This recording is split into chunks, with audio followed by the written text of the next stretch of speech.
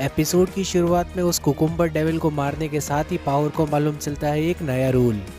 और ये रूल कुछ ऐसा है, अगर सिविलियन हंटर पहले से ही किसी डेविल के साथ एंगेज है तो पब्लिक सेफ्टी वालों को उसके काम में टांग नहीं अड़ानी है।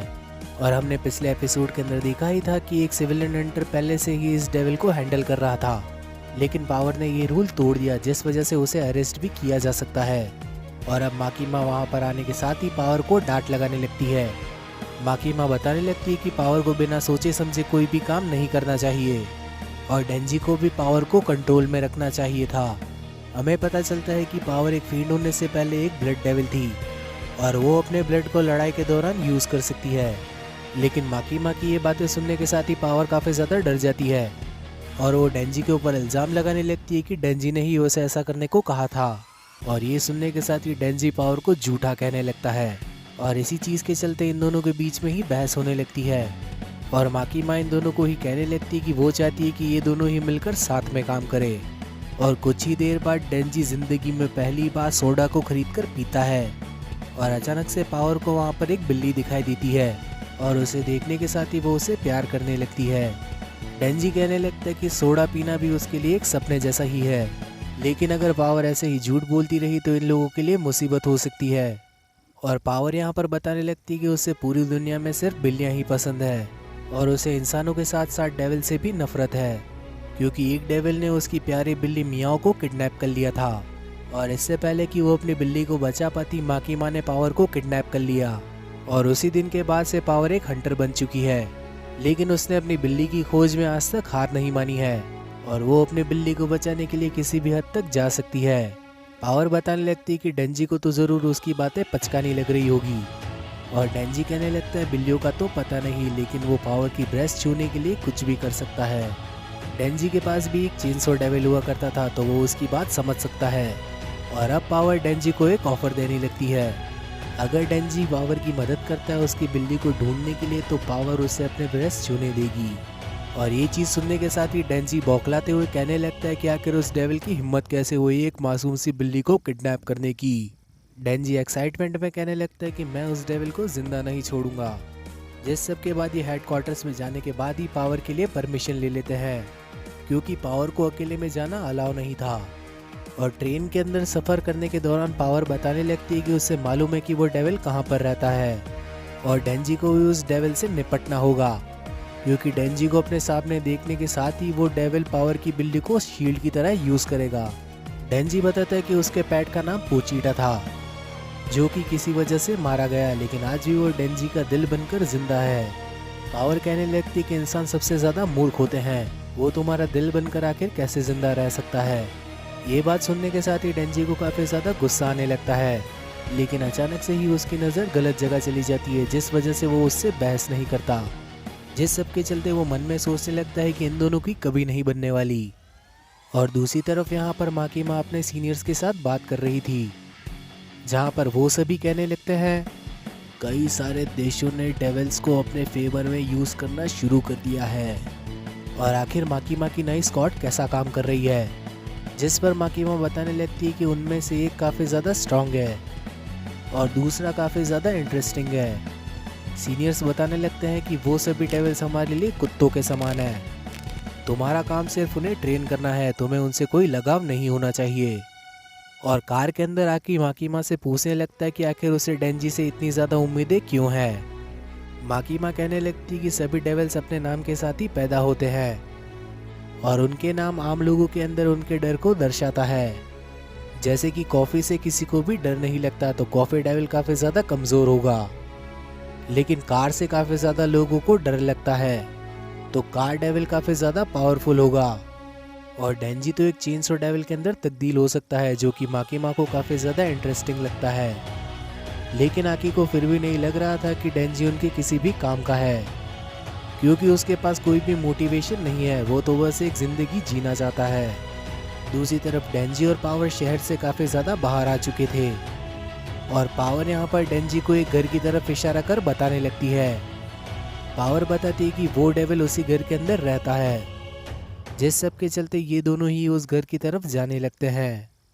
डेंजी बताने लगता है कि ये डेविल कुल्हाड़ी से मर जाए तो ही अच्छा होगा, क्योंकि वो चेनसो मैन बनने के साथ ही अपना खून खराब नहीं करना चाहता। और ये चीज़ सुनने के साथ ही पावर काफ़ी ज़्यादा हंसने लगती है, क्योंकि अभी तक उसे इस बात का विश्वास नहीं था कि डेंजी चेनसो मैन के अंदर तब्दील हो सकता है। डेंजी पावर से पूछने लगता है कि तुमने तो कहा था कि तुम उस डेविल के नज़दीक भी नहीं जाना चाहती, तो आखिर तुम इस घर के इतना ज़्यादा करीब क्यों आ गई। दोनों ही अचानक से चलना बंद कर देते हैं और डेंजी यहाँ पर ये चीज़ समझ जाता है कि पावर ने उसे झूठ कहा था और वो डेंजी को यहाँ पर किसी चीज़ के लिए फंसा कर लाई है। डेंजी अपनी कुल्हाड़ी के साथ पावर के ऊपर वार करने लगता है, लेकिन पावर उसके वार से बच जाती है। वो अपने ब्लेड की मदद से एक हथौड़ा बनाने के साथ ही डेंजी के सर पर वार कर देती है, जिस वजह से डेंजी बेहोश हो चुका था। और फिर पावर डेंजी को घसीटते हुए उस घर के अंदर लेकर चली जाती है। उस घर के अंदर एक डेविल था जो कि पावर से कहने लगता है कि तुमने मुझे काफ़ी ज़्यादा इंतज़ार करवाया है। पावर उसे बताने लगती कि उसे इधर उधर जाने की इजाज़त नहीं थी, लेकिन फिर भी वो उस डेविल के लिए एक इंसान को लेकर आई है। वो डेविल दरअसल में एक बैड डेविल था, जो कि डेंजी को देखने के साथ ही कहने लगता है ये तो काफ़ी ज़्यादा जवान है, तो इसका ब्लड भी काफ़ी ज़्यादा टेस्टी होगा। हमें मालूम चलता है कि इस बैड डेविल का एक हाथ कटा हुआ था और कमज़ोर हो जाने की वजह से ये बैड डेविल छिपा हुआ है और अपने पंख को उगाने के लिए एक इंसान का खून पीना चाहता है। बैड डेविल अब डेंजी को चबाने लग जाता है, जिस वजह से उसका हाथ तो सही हो जाता है, लेकिन उसे डेंजी का खून काफ़ी ज़्यादा कड़वा लग रहा था, क्योंकि डेंजी पूरी तरह से एक इंसान भी नहीं है। बैड डेविल कहने लगता है कि मेरे मुंह का स्वाद काफ़ी बुरी तरह से बिगड़ चुका है और अब इसका स्वाद किसी इंसान के खून के साथ ही सही होगा। पावर डेंजी से कहने लगती है कि इंसान कितने ज़्यादा मूर्ख होते हैं, आखिर तुमने मेरा यकीन कैसे कर लिया। बैड डेविल की नज़र अब शहर की तरफ जाती है। उसे सिगरेट और परफ्यूम की खुशबू बिल्कुल भी पसंद नहीं है। पावर बैड डेविल से कहने लगती है कि वादे के मुताबिक वो उसके लिए एक इंसान को लेकर आ चुकी है, तो अब बैड डेविल को उसकी बिल्ली को आज़ाद कर देना चाहिए। लेकिन बैड डेविल तो उसी की आंखों के सामने उसकी बिल्ली को निगल जाता है, क्योंकि पावर एक कड़वे खून वाले इंसान को उसके पास लाई थी। पावर ये चीज़ देखने के साथ ही काफ़ी ज़्यादा शॉक्ड रह जाती है, जिस सब के चलते हमें पावर का पास दिखाया जाता है।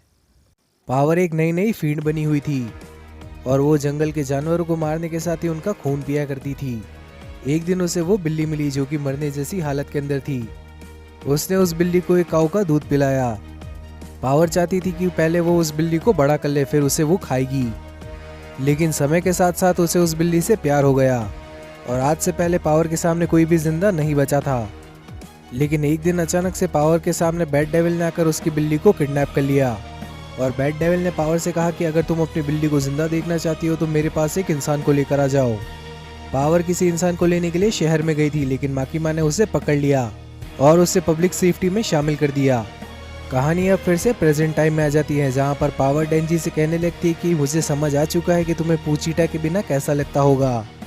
और इसी सब के चलते बैड डेविल पावर को भी उठाकर खा जाता है, लेकिन वो भी उसे कड़वी लगती है और इसी चीज़ के चलते वो शहर की तरफ चला जाता है ताकि वो बच्चों को मारकर खा सके।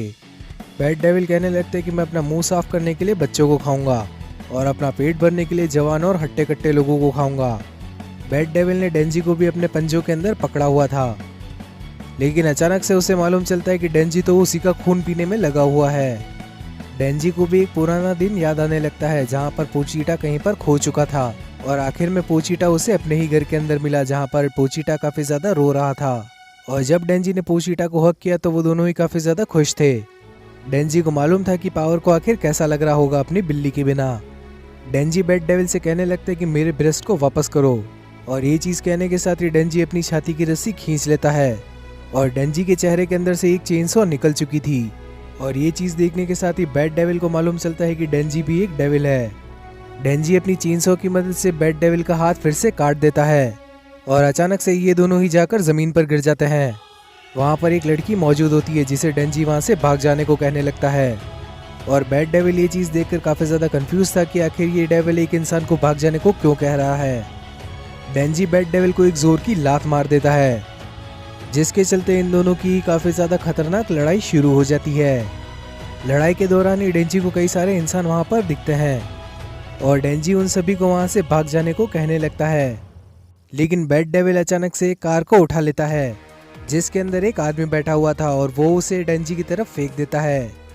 हम देखते हैं कि डेंजी के हाथों से चेनसो गायब हो चुकी थी और वो उस फेंकी हुई कार को उठा लेता है। डेंजी कहने लगता है कि मुझे किसी भी आदमी के मरने से घंटा फर्क नहीं पड़ता और वो उस कार को फिर से बैट डेविल की तरफ फेंक देता है।